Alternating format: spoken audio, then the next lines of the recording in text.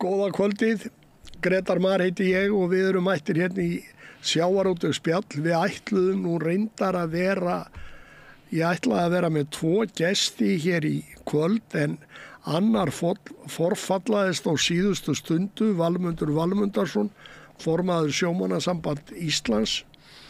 En með mér er Ólafur Jónsson, Óli Ufsi og við ætlum 2 að ræða aðeins málin og feril Ólafs sem sjómaður og bara sérstaklega skipstjóra tíð Ólafs og kannski mest hjá Granda eða Búr héta þá, ekki rétt. Já, bæjarútgerð Reykjavíkur, jú. Bæjarútgerð Reykjavíkur. Já. Og þú byrjaðir sem skipstjóri þar. Já, ég var svo sem búinn að eiga svolítið svona brotinn feril áður. Ég er stýrimaður á Narfa, annar stýrimaður. Verð svo fyrsti stýrimaður seinna árið á Narfa, áður en honum er lagt. Og er þar með 5 skipstjórum og lærði mikið. Veturinn ræði ég mig á Hrönnina. Er þar með Sævari Brynjólfssyni, stórskipstjóra. Já. Og á þar minn besta ár á sjó sem fyrsti stýrimaður og afleysningarskipstjóri hjá Sævari. Já.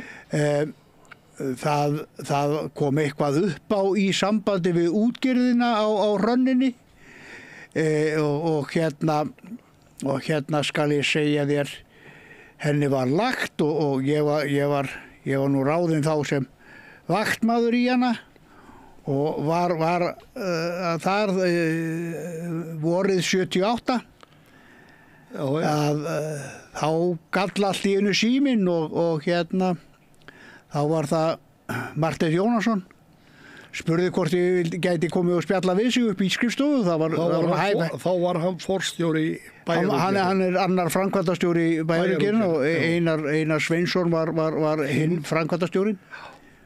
Og hann svona fór voðalega varlega í þetta en spurði hvort ég vildi fara 2 pröfutúra með togaran, nýja togara þeirra sem var svona við hálfgerðu hallari hjá þeim, Snorra Sturluson. Hvort ég gæti farið með hann fyrir hann í 2. Þetta var svona almennt orðað. Já. En ég duldist ekki að þarna gat verið eitthvað undir og ég hafði ekkert nema gaman af því. Ég sagðist skildi fara með hann. Og ég var svo heppinn að á Snorra var annar stýrimaður Ingólfur Sveinsson. Já. Hann var til í að koma fyrsti stýrimaður hjá með mér. Nú og langa sögu stutta, við brugðum okkur þarna út fyrir bæjardyrnar og mættum með 300 tonn af karfa. Já. Og Og á hvaða veiðisvæði fékkstu það? Á hvaða veiðisvæði fékkstu það? Það var nú bara, ég man að við fengum ágætt á Wilson Corner, vorum þar að þvæla steinir og hólnum út af Breiðafirði. Já. Eitthvað fórum við í Víkurálinn. Þetta var léttur og löðumannlegu túr bara og við sippuðum þessu upp, ég og Ingólfur.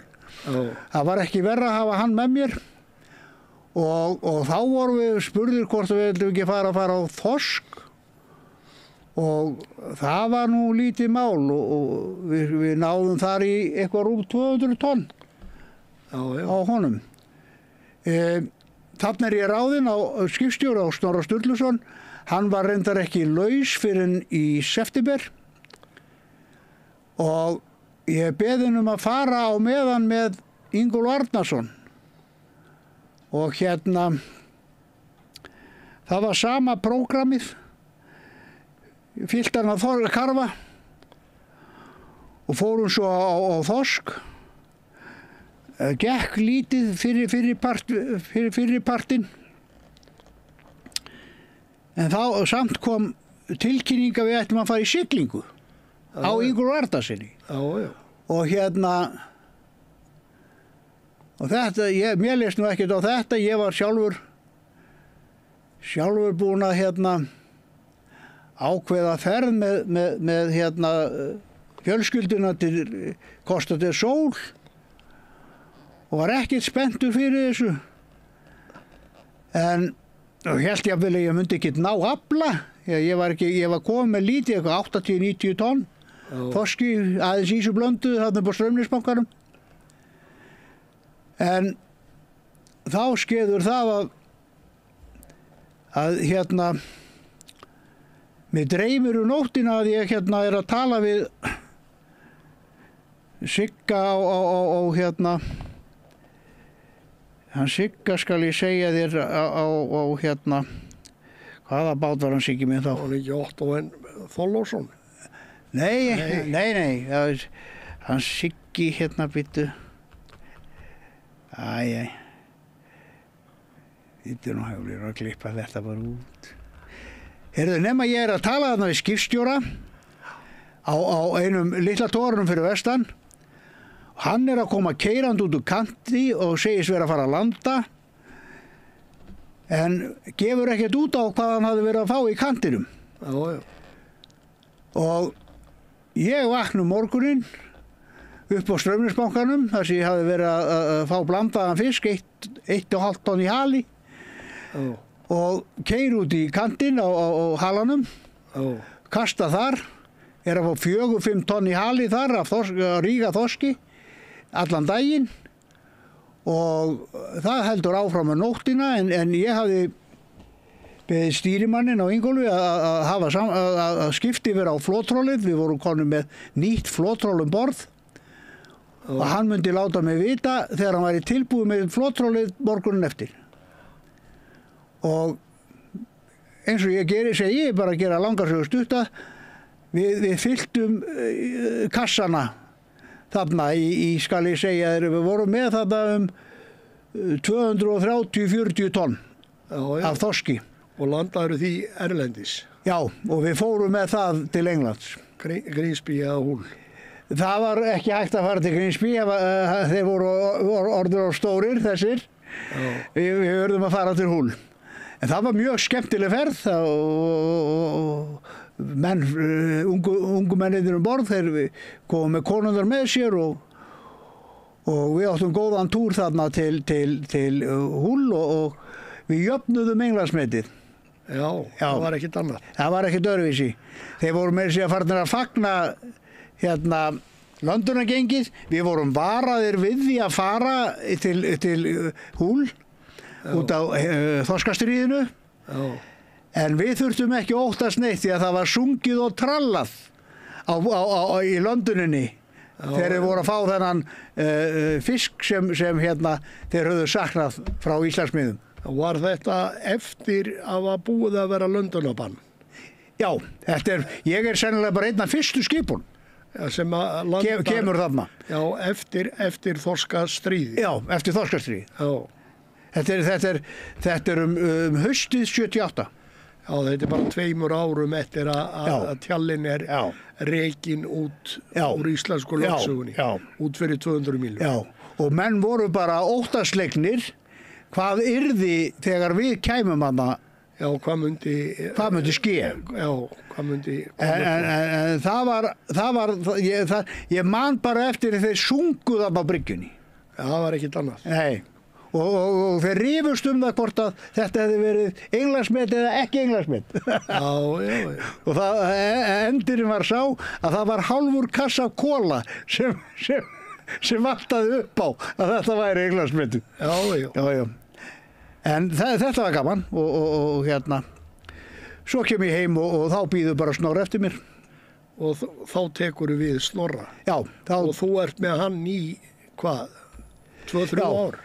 Ég með Snorra þarna við Ingólfur erum með Snorra Sturluson þarna fram á áramótunum 83, 84. Já, þegar kvótakerfið byrjar. Já, þegar kvótakerfið byrjar. Já. Við erum þarna í dagakerfinu.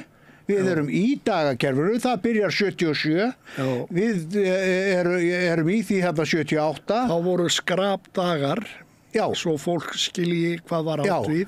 Þá þurftur að vera í ufsa eða karfa Já. á skrapdögum Já. og máttir vera með ákveðan prósentu af þorski með í Já. hverju veiðiferð Já. og svo varstu aftur á þorsk. Svo fékkstu þorskdaga. Þú fékkst Þorskdaga. þorskdaga, Já. þú fékkst skrapdaga Já. og þú var stoppdaga. Já, Og stoppin þá þurftur að vera yfir 2 sólarhring í landi til þess að þeir teldust frá. já. Svoleiðis að það kom ágætlega út þannig að áhafnirnar fengu aðeins meiri inniveru og þannig jafnaðist þessi Þá tíðkaðist það ekki sama kerfi og komið í dag á flest skip í flotanum að þú ert bara einn túr á sjó og sérstaklega á frystiskipunum og svo einn í landi. Nei, það var eiginlega ekki komið þarna. Nei, en svo varstu með eitthvað kerfi fyrir mannskapin. Þú fórst kannski 2-3 ísfisktúra og svo fórst í frí, eða hvað? Eða var ekkert kerfi? Nei, við vorum ekki með það þarna. Þetta rúllaði mikið á sjálfum sér. Við vorum með fasta áhöfn sem átti plássin sín sko. Já. Og við spiluðum svolítið á að það var mikið framboð á fólki á þessi stóru flottu skip. Já. Og við gátum haft menn, skilur Afleysingamenn. Já, þannig að þeir hringdu eða ég mátti hringi þá og spurjast fyrir. Margir létu sig hafa það að koma niður eftir, bara sjá til hvernig gengi. Og þetta rúllaði bara nokkuð smúð, sko. Voru jafnvel bara með pokan á bryggjunni. Þeir voru það, já. Já, þetta voru eftirsótt pláss, sko. Já. Og hérna, það var framboð af fólki á þetta. Mikið þannig, sko. Já. Og nú á þessum tíma, við erum ekki að gera neina smá breytingar á, sko, við erum að koma af síðutórunum sem margir þekkja sögurnar af því. Það var hörmulegt ástand að bíða eftir því að lögreglubílar kæmu með menn borð til þess að væri hægt að fullmanna og komast út.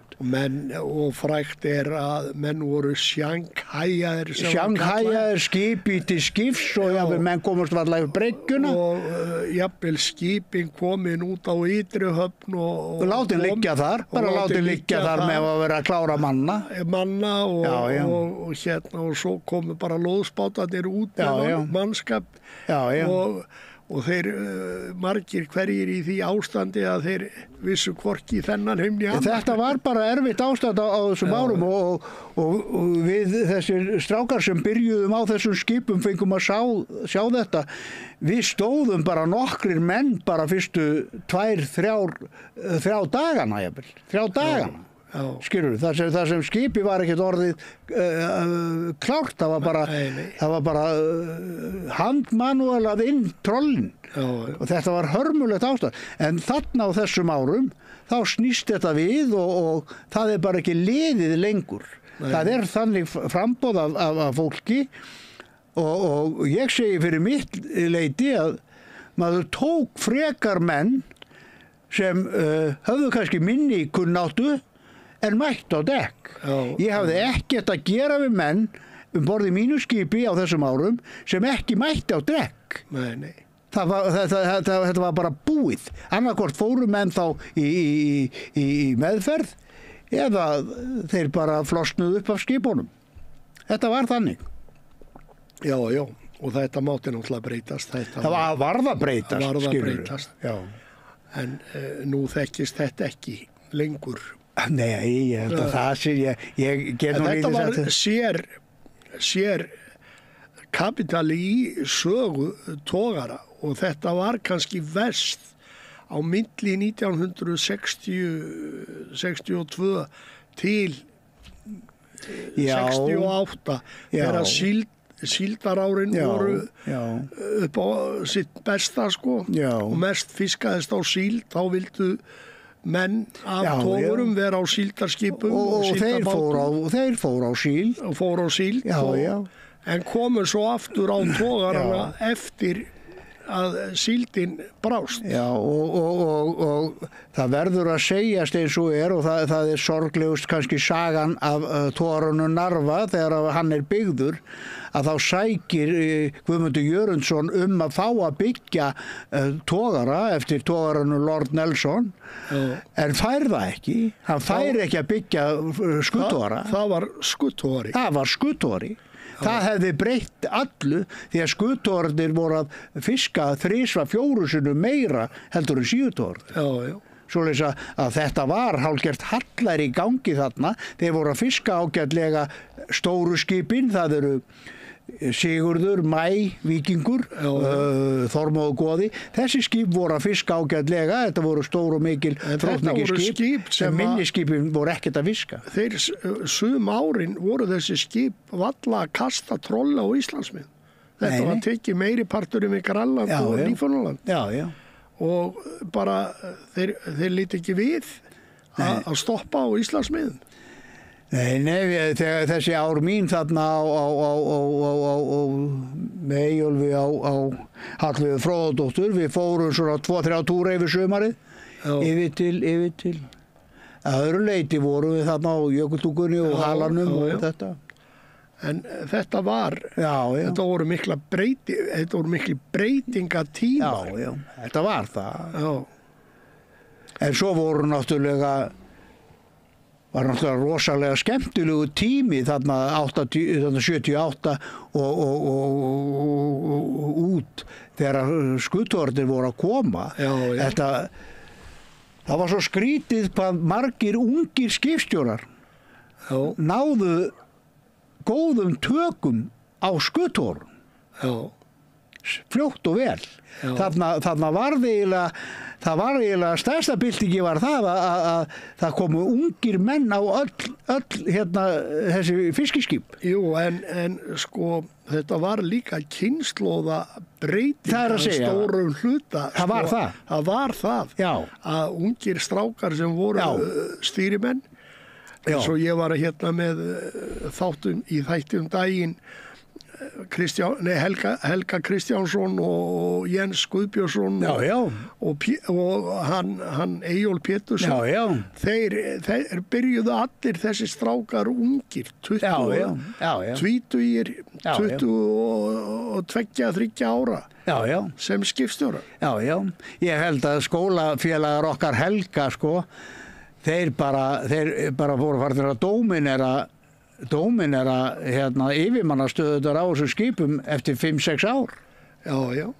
Það var fyrir vestan, það voru, skilur þetta, þetta voru líka stórir bekkir sem voru útskrifaðir á þessum árum. Menn voru spenntir fyrir þessum nýju skipum. Já, þegar ég í stýrimannaskólanum þá eru 200 nemendur í stýrimannaskólanum. Ég segi það. En svo eftir að kvótakerfið var sett á, fóruð niður í 15? Fóruð niður í 15 eða 20. Það var eitthvað skelfilegt. Það vill enginn róa fyrir kvótagreifa. Nei, þetta bara ekki óbarinn. Þetta breyttist bara gjörsamlega metnaður manna til að vinna við þetta. Þegar og svo var náttúrulega klíkuskapur á þessu, menn þurftu helst að vera sýnir útgerðarmanna eða ég þekki það ekki. Nei, en það var svoleiðis á mörgum skipum að það voru sýnir útgerðarmanna eða sýnir skipstjóra sem hefðu verið hjá sömu útgerðinni og svona. Þeir fengu tækifæri. En eitt vil ég þó nefna með sóknarmarkið, að á þessum árum þessi Matthías Bjarnason setur sóknarmarkið á 77, að það urðu strax til þetta sem við köllum skipstjórafundir. Hver áramót komu saman fiskifræðingar, skipstjórar og jafnvel stýrimenn og vélstjórar og svo maður frá ráðuneytinu. Já. Skilurðu? Samráðið var miklu meira. Og þetta voru fundir hringinn í kringu landið. Já. Og ég þekki það þegar ég var formaður vísisfélag skipstjórnarmann á Suðurnesjum. Já. Þá voru svona fundir á vegum farmann- og fiskimannasambandsins og þar voru kallaðir til skipstjórar og stýrimenn eða þeir sem voru kosnir til að mæta á þessa fundi fyrir á sínu svæði. Já. Og þar var verið að ræða nótaveðar, þar var verið að ræða loðnu og síld og svo var sérgrúpa höfð í því, síðan aftur sérgrúpa sem var að ræða tókslóðina og jafnvel eða tókskipin, tógarana og ástandið á karfa, ufsa og þorski. Það voru allar tegundir undir á þessum fundum, skilurðu. Og þetta var nóg fyrir ráðherrann og tökum nótis af því. Þá var sjávarútvegsráðherra og hann var það 24/7. Hann var alltaf til að grípa inn í eftir því sem var að ske á miðunum. Síðasti alvöru sjávarútvegsráðherrann á Íslandi var Matthías Bjarnason. Já, það má segja það. Hann var af þess af líf og sál. Já. Og Jóhann var þó, hann var nú ágætur, sko. En svo komu þarna framsóknardelar í þetta og þá fór að sýrt í álinn. Þú áttir við, Kjartan Jóhannsson tók við af Matta Bjarnason. Já. Það góða sem hann gerði var að setja hámark á skal ég segja þér, fjölda togara. Já. Þá vorum við bara að hugsa togarana þegar við varum að hugsa botnfiskinn. Þá vorum við bara að hugsa togarana. Það var ekki svo, og okkur fannst það ekki ógna stofnunum að neinu tægi línu og netaveiðar, af því þær voru líka tímabundnar. Já, en þetta er það sem norðmenn að gera í dag. Nákvæmlega. Þeir að skerða núna hjá sér kvóta í Barentshafinu á togara og frystiskip og stórskip og ísvistogara, en þeir hreyf ekki við strandveiðiflótanum. Hann heldur bara sínu striki og má veiða jafn mikið magn þó það sé niðurskurður. En þessi öfugt farið á Íslands. Algjörlega, þeir ætla að eignast þetta. Ég verð að segja frá því að ég varð vitna því þegar Kristján Ragnarsson frá LÍU kemur í sjónvarp, við held að bara við svarthvíta sjónvarpi, og ber sig mjög illa og segir að það sé svo mikil veiði á handfærabátunum að það raski stjórn fiskveiða og það verða að setja kvóta á handfærabátana. Og ég get sagt þér það að þetta varð algjört aðhlátursefni á miðunum í stöðinni. Menn voru að tala þetta og þeir átti ekki orð. Sko, niðurstaðan var svo að ef við þurfum að setja kvóta á handfærabáta, þá skulum við bara pakka niður og fara. Þá er þetta ónýtt. Þá er ekki hægt að byggja þetta land. Þá er þetta ekki byggjandi land lengur, skilurðu. Þetta gengur gegn allri skynsemi að segja svona. Já. Og horfa svo á þessa baráttu þeirra í dag, maður bara fórnar höndum, skilurðu. Það er engin sannleikur í þessu. Þetta er það sem varð. Hann náði þessi gegn að setja kvóta á smábáta. Já, þeir urðu að fá þetta að því að bankastjórar ríkisbankana, þeir sögðu, nei, við gefum ekki veð á kvótan nema það verði allur fiskur í kvóta. Eitthvað svoleiðis sem sagt. Já, þetta var svoleiðis að þeir neituðu að taka veð í kvótanum nema að því að það varð að vera fast markaðsverð á kvótanum og þá yrði allur fiskur að vera inn í kvótanum. Já. Þetta náttúrulega, sko, þetta á ekki að vera til í Íslandssögunni, sko. Nei, en þetta bara í rauninni.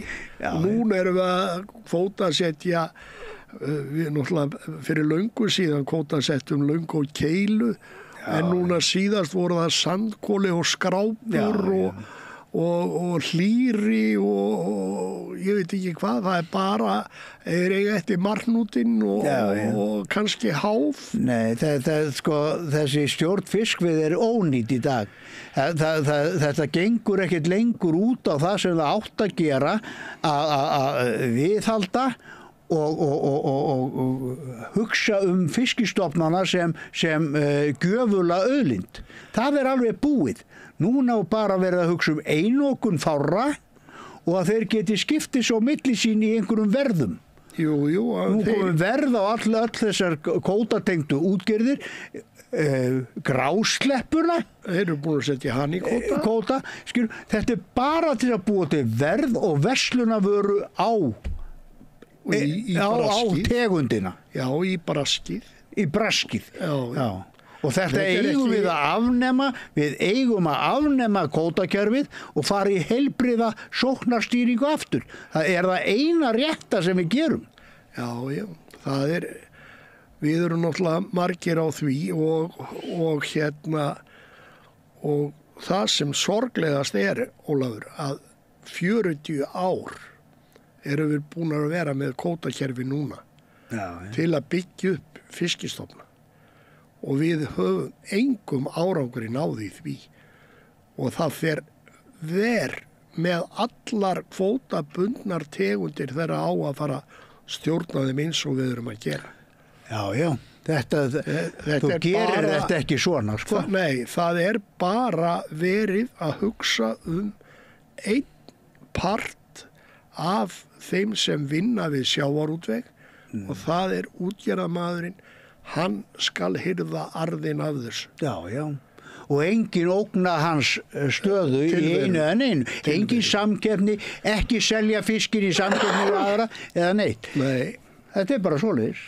Við gætum lagað hér heilbrigðismál, menntamál, samgöngumál, löggæslumál, laga til í landbúnaði og fleiri sviðum sem við erum að gera vitleysu og fjársvelta stofnanir og annað. Maður tekur stundum sem dæmi, hringinn í kringum landi voru byggð sjúkrahús. Standa tóm í dag. Já, og ónýtt. Ekkert verið að nota þau nema kannski í besta falli að setja plástur á einhvern. Og nota bene, þá var fiskverðið, heimsmarkaðsverð á fiski 1/3 af því sem það í dag. Já. Hugsaðu þér það? Já. En árangurinn hjá okkur í stjórnun þjóðfélagsins og það mun bara sjálfsagt engir alþingismenn eða stjórnmálamenn kveikja á perunni þó maður segi þetta 100 sinnum að vandamál íslensku þjóðarinnar fiskveiði stjórnunarkerfið og það sem þarf að gera til að breyta því til að hjálpa og breyta íslensku samfélagi og koma íslensku samfélagi á rétta braut. Já. Þetta það sem stóri vandinn. Já. Núna rennur arðurinn af fiskveiðiauðlindinni allur í örfáa vasa hjá nokkurum útvöldum í klíkunni sem ráða allt og öllu og þeir eru ekki bara í útgerð, þeir eru í eiga tryggingafélög, banka, olíufélög og bara nefndu það, pítsuna sem þú borðar og orrabönir og hvað það heitir. Já, þú sér það að þeir hafa það mikil völd eins og ég hef nú sagt áður að LÍU keypti bara Sjálfstæðisflokki 1995 eftir kosningarnar 1995 og hafa setið þar í atvinnumálanefnd flokksins síðan. Núna eru þeir orðnir það stórir og valdamiklir að þeir eiga bara ríkisstjórnina og Seðlabankanum stjórnað af skrifstofu eins af eigandum útgerðana. Það ekkert flóknara en það og við erum bara að horfa á það núna, bara þetta sem kemur fram núna að það ekki að breyta vextunum. Það á bara ekkert að gera fyrir þjóðina, ekki neitt. Ekki þegar að stýra almenningi. Nei, en ég að segja það. Búa til marga varnarveggi fyrir sægreifa veldið. Já. Og þeir eiga að halda áfram að ná í sína peninga og jafnvel ekki að koma með þá inn í þjóðfélagið. Heldur eru þeir með á Bahama eða einhver staðar. Það er óskrifuð saga hvernig þeir ná peningunum með þessum virðiskeðjum út úr þjóðfélaginu. Já. En takt eftir því að margir tala olíusjóðinn og sannarlega öfund við normann af þessum sjóð. Já.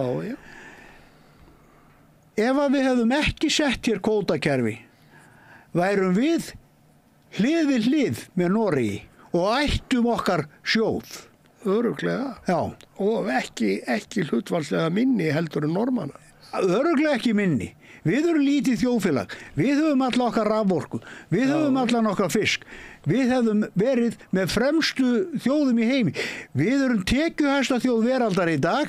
En við erum langt frá því að vera ríkasta af því að örfáir menn hafa náða einoka auðlindina og hún fór ekki til þjóðarinnar. Nei, hún streymir ekki æðar þjóðfélag. Nei, hún gerir það ekki. Og það sorglegt þegar að stjórnmálamenn sem þykjast vera að berjast fyrir almúgan í landinu, fólkið í landinu, slær svo skjaldborg utanum þetta auðvald sem ræður ferðinni og lætur auðvaldið ráða ferðinni og vill ekki gera neinar breytingar á þessu. Það alveg furðulegt að hagfræðingarnir okkar segja ekki orð. Þeir sjá að allar reglur hagfræðina séu brotnar. Já, þeir eru bara að þora því ekki.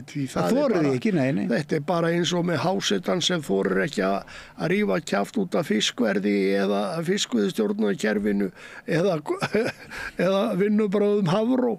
Hann bara múlbundinn og kýs að sleppa því að vera tjá sig hluti. Við sáum eina stærstu útgerð landsins senda bréf til hvers einasta sjómanns á skipunum sínum þar sem þetta var bara tekið fram.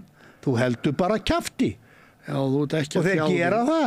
Þú ert ekki að tjá þig Nei, þú ert ekki að tjá þig þetta, þú ert ekki að tjá þig hitt.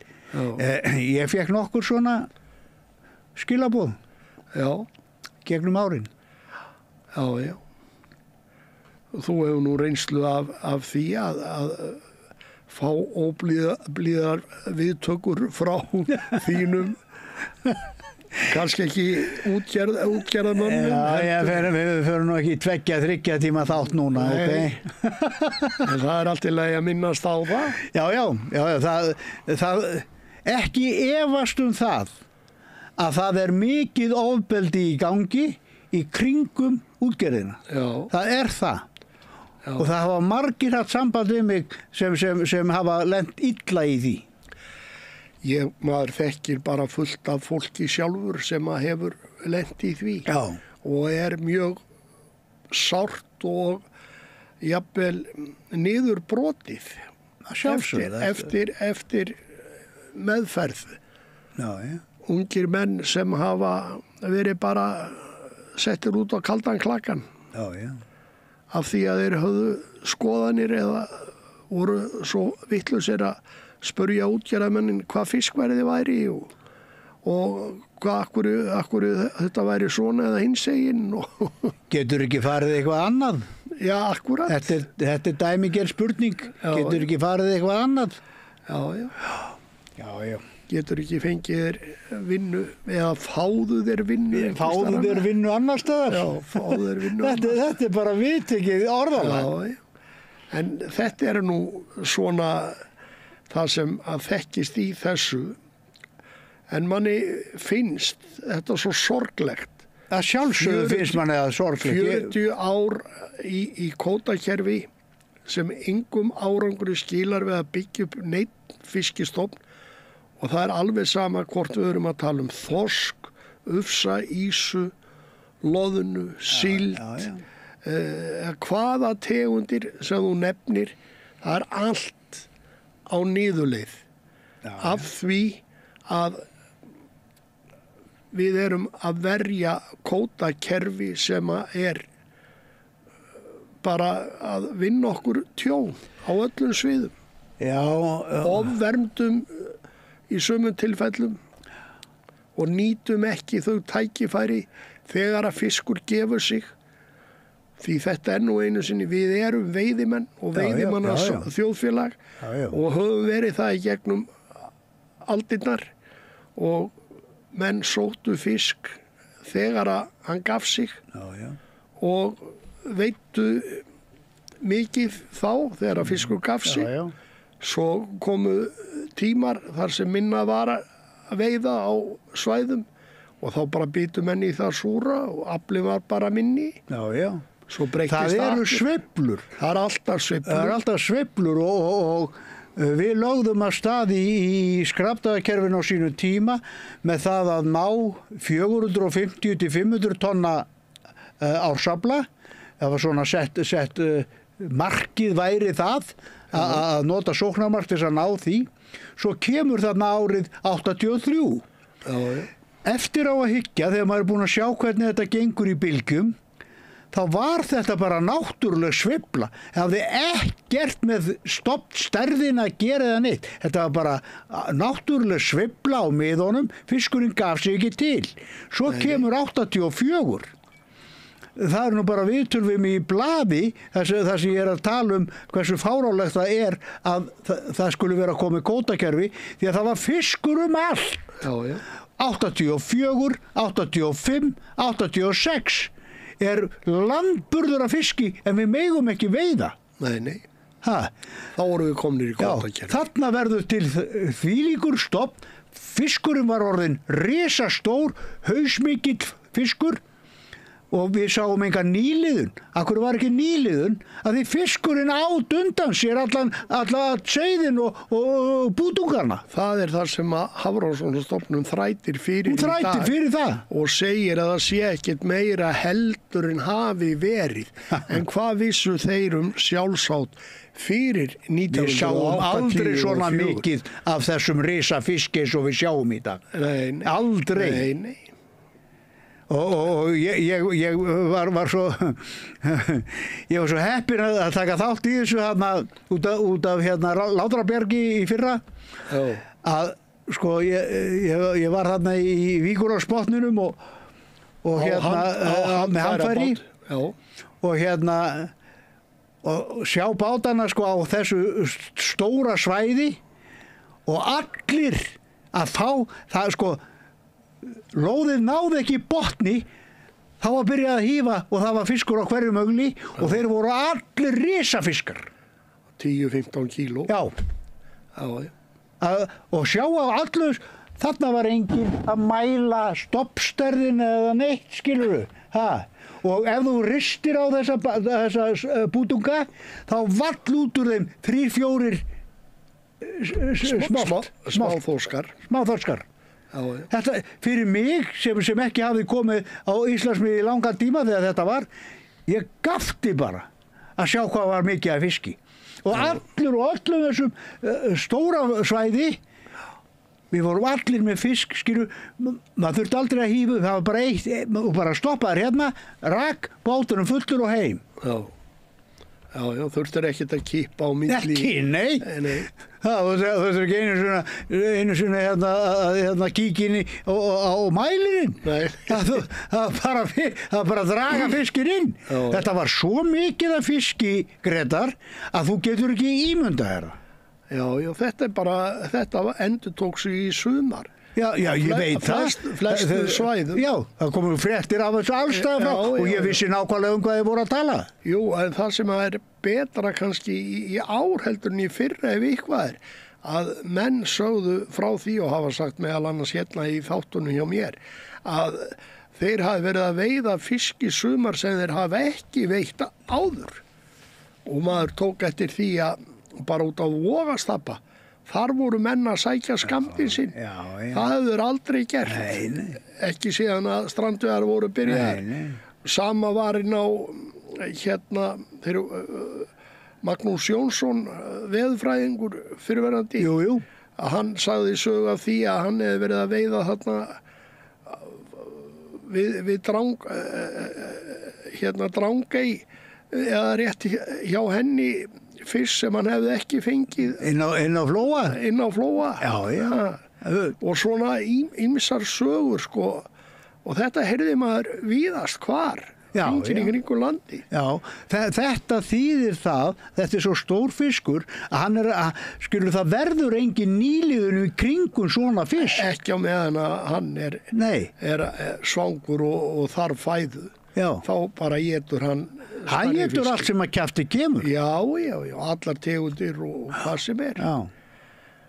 En þetta er nú svona gaman að fara yfir þetta. Við söknum náttúrulega að hafa ekki Valmundarsson með okkur til að ræða við hann 10 ára kjarasamninga sem er búið að gera og afstöðu sjómannasambandsins til vinnubragða Hafrannsóknastofnunar og að hvaða skoðun þeir hafa á fiskveiðistjórnarkerfinu og hvað þeir hafa lítið beitt sér að manni finnst sjómannasamtökin og ekki bara sjómannasambandið heldur önnur sjómannasamtök hafa lítið beitt sér fyrir og gert athugasemdir við vinnubrögð þessara stofnana. Já. Við erum að tala margar stofnanir, við erum að tala Fiskistofu, við erum að tala sjávarútvegsráðuneytið sem slíkt og síðan Hafrannsóknastofnun og ýmislegt fleira. Við erum bara að horfa á rosalegar tekjur útgerðarinnar. Við erum að tala 20-30% arð af árinu. Já. Þetta eru tölur sem við höfum aldrei séð áður og þessir miklu peningar eru bara völd. Og menn óttast svona völd. Þau eru svo gífurleg. Það er ekkert öðruvísi. Já, og ég óttast þau. Ég held að spillingin á Íslandi sé við það að verða gjörsamlega óviðráðanleg og hún á öll upptök sín í kvótakerfinu. Það er rót vandans. Sannarlega. Það er einfaldlega þannig. Og þeir þingmenn sem ekki viðurkenna þetta eiga að taka hatt sinn og staf og láta sig hverfa því að þeir hafa ekkert erindi inn á þing ef þau samþykja þetta. En þetta eru við bara með bróðupartin af þingmönnum á Alþingi í dag sem hefur ekki hundsvit á því hvað við erum að tala og gera sér ekki grein fyrir því hvernig þetta virkar í samfélagin. Við erum bara komnir á ystu nöf. Það hljóta menn að sjá þegar ríkidæmi þessarar fyrirtækja er orðið slíkt eins og það er í dag, þá erum við komnir á ystu nöf. Við verðum að gera eitthvað, við verðum að afnema kvótakerfið. Það er ekkert flókið mál. Það er ekkert tæknilegt sem kallar á það að við notum hérna kvótakerfi. Það er bara óréttlæti og spilling sem fylgir kvótakerfinu.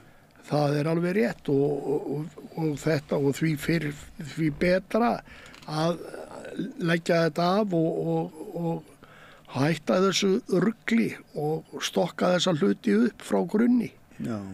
Til þess og fá tekjurnar af sjávarútvegi með því að bjóða allan fisk upp á innlendum fiskmarkuðum og fá það, og ég hef nú sagt það hér áður, þá myndu hækka útsvar allra sjómanna og það ættu sveitarstjórnarmenn allir ættu að vera að berjast fyrir því að allur fiskur er inn á fiskmarkað. Þegar verða hærri útsvarstekjur, tekjuskatturinn verður hærri hjá ríkinu, hafnarsjóðir allra sveitafélaga fá hærri tekjur, 30-50%. Það myndi fjölga vinslum. Það myndi væntanlega fjölga mikið 3 til 5 manneskjur myndu kannski taka sér saman og vinna þessa tegund í pakningar fyrir þennan markað. Þyrfti ekki nema bara 60 til 100 fermetra til að... Nei, og þær eru til margar, skilurðu. Margar. En menn sem slá sér brjóst og segja hér skal vera markaðskerfi okkur, þetta er bara kjaftaði. Það er ekkert að marka þessa menn. Hér er ekkert markaðskerfi, hér er ekkert frelsi og allra síst frelsi einstaklingsins. Það er það sem að Sjálfstæðisflokkurinn kortar af á hátíðisdögum, að þeir séu markaði sinnaðir flokkur og vilji frelsi til handa fólkinu en vinna svo þver öfugt að þeir eru á móti frelsi og þeir eru á móti að nota fiskmarkað sem dæmi. Hvað þá að bjóða upp veiðiheimildir eða réttara sagt daga eða eitthvað þess áttar. Einokun er þeirra aðalsorð. Það er einokun veiðiheimilda. Já, það er bara motto. Það er eins langt frá frelsi og getur komist. Já. Þess vegna yfirgáum við flokkinn, félagi. Þetta er það sem er ekki hægt að una við. Að sjálfsögðu ekki. Og maður á ekki að sætta sig við. Og þjóðin á ekki að sætta sig við þetta og svo kallaðir vinstrimenn á Íslandi eiga átta sig á því að þeir verða að losna út úr þessu. Maður sér hvernig í dag samfylkingin læðist eins og köttur í kringum heita graut og þorir ekki að tala þessi mál eða segja eða hafa skoðanir á hvernig fiskveiðistjórnarkerfið er og virðast ekki átta sig á því hvaða afleiðingar fyrir þjóðfélagið og það á við Viðreisn líka, það á við náttúrulega Framsóknarflokk og núverandi ríkisstjórn. Þeir eru náttúrulega seldir eigendur sínum. Já. Og Vinstri grænir hafa engu vilja að breyta í fiskveiðistjórnarkerfinu og Steingrímur Jóð hefur umverulega verið strengjabrúða hjá Þorsteini Má allar götur síðan að kvótakerfið var sett á og það er ýmislegt fleira sem má nefna. En við kannski gerum það ekki í kvöld. Nei, en sko, fólk verður að skilja það að það lætur mata sig af hagsmunaaðilunum. Þeir mata þetta fólk með upplýsingum og áróðri sem er búið að liggja yfir, slípa fram og tilbaka, en er samt sama lygin upp frá rótum. Já, og eru með menn á launum úr Háskóla Íslands til að segja þeim segja þjóðinni að þetta sé það besta og sniðugasta og þeir eru á háum launum fyrir þetta og fá jafnvel fara í erlendis til að ljúga að útlendingum að þetta sé besta fiskveiðistjórnarkerfi í heimi og annað þess áttar. Og það eru náttúrulega mörg nöfn sem er hægt að nefna í því en þar eru Tökum bara, þeir voru með okkur hérna í þætti frjálsir fiskframleiðendur. Þeir eru að fá hærra verð heldur en kvótahafarnir. Hvernig getur það skeð? Þeir þykjast vera stærstir, bertir og flottastir en þeir fá ekki sama verð og menn sem þurfa að kaupa sinn fisk á rándýrum mörkuðum til þess að framleiða fyrir erlenda markaði og þeir fá hærra verð. Þeir fá það. Sjá, lygin er algjör. Það er þetta beint eða þetta hvað maður að kalla það frá því þú veiðir fiskin og þá hann komin á diskin að þá virðist keðjan og hún ekki nein lausn í þessu. Það frekar hvað þú gerir við aflan og hver treystir sér til að kaupa hann á dýrustu verðinu sem skila sér best til þjóðfélagsins. Þetta búið að afskræma allt sem heitir heilbrigðissamkeppni. Nákvæmlega. Við skulum taka hvernig hinn endin á virðiskeðjunni Þar versla við banka sem selur fyrir þá fiskinn. Kaupandi eitthvað annað fyrirtæki skráði í Belize eða á Kýpur. Hann kaupir fiskinn af bankanum og fyrirtækinu sem við hliðin á honum og við fáum ekkert að vita hvað söluverðið var eða hvað hinn aðilinn seldi fiskinn á. Þetta er hraðlest beint í skattaskjólin. Já. Við fáum aldrei að vita hvað fæst fyrir endanlega þennan fisk. Það ekki gefnar upplýsingar Engar. Það og þú mátt ekki fá þær upplýsingar. Nei, bankinn sér það, erlendi bankinn, hann lokaður fyrir þessar upplýsingar. Já, við búum bara einhver tíman kölluðu menn svona vinnubröð bananalýðveldi. Og hvað þetta? Já. Hvað ekki með undir stónum? Þetta þetta ekki annað en bananalífið. Þetta bara, og í Afríku eru þeir ekki einu sinni svona slæmir. Nei. Þó svo við séum að segja. Við sáum það í Namibíu. Þeir líða þetta ekki. Nei, þeir eru með menn undir lás og slá bara til margra ára. Án dóms og laga, bara því þeir eru grunað á græsku. Já, og sendinefndin sem ætlaði að koma hérna og athuga hvort þau fengi ekki aðstoð, hún fekk frían hring, gullna hringinn. Já. Frá Brynjólfi Níolsinni. Já. En svona þetta, Óli, við náttúrulega söknum þess að Valmundur hafi ekki getað verið með okkur. Já, það hefur verið gaman að heyra í honum. Það hefur verið gaman að fá hans viðhorf og sjónarmið. Heilsist honum vel. Og við vonum bara honum batni fljótlega. Já.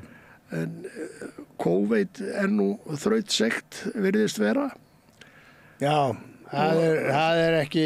Það kemur upp aftur og aftur. Já, það ekki búið að sjá fyrir endan á því. Nei, það virðist ekki vera. En ég bara... gott fyrir okkur gamla fólki að passa okkur. Ég bara þakka þér fyrir spjallið, Óli, og við reyndum að gera eins og við gátum, en auðvitað hefðum við vilja hafa Valmund með okkur, en þetta nær ekki lengra. Ég þakka þér fyrir mig. Já, takk.